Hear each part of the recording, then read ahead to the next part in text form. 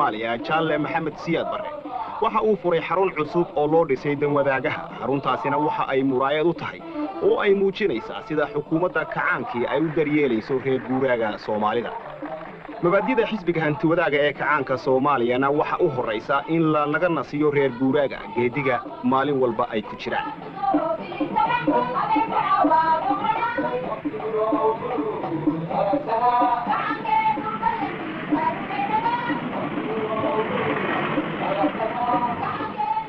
ciidamada asluubtu qayb libaax ayay ka qaataan dhismaha dalka madaxweynaha jamhuuriyadda dimuqraadiga ee Soomaaliya Jaalle Maxamed Siyaad Barre waxa uu furay xarun cusub oo loo sameeyay ciidamada asluubta halkaasina waxa ku soo dhaweeyay habla ka tirsan ubaxa kacaanka oo madaxweynaha halkaasi ku soo dhaweeyay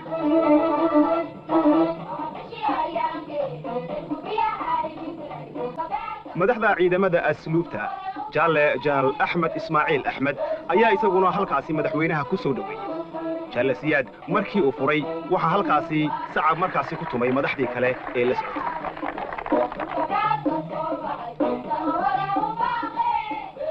وإنتاسو أدمرون حقا أفجوي أو بحدا مجالة مقدشة وحا لجا سمية ماشى اللي يراهم كيلومتر 7 حرون لجو حنانيو أو لجو كبعيو الدجاجة تاسينا وحا أي كم تهاي تلابو ينكحس بيجو طلق علي إن دلكو ويسقف اللادو حق النفقة إيو النظام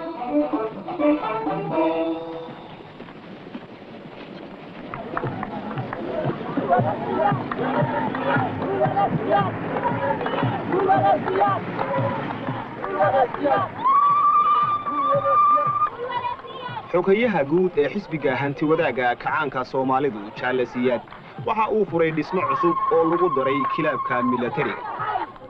militariga waxa weeye meel loogu talagalay inay ku nastaan dhalinyarada ka tirsan xoogga dalka Soomaaliyeed marka ay firaaqada leeyihiin oo ay ku sheekaystaan aaraana isku dhaafsadaan halkaasi madaxweynaha waxa ku tusay sida dhismaha loo kordhiyay ninkii madaxda ka ahaa dhismaha kilaabka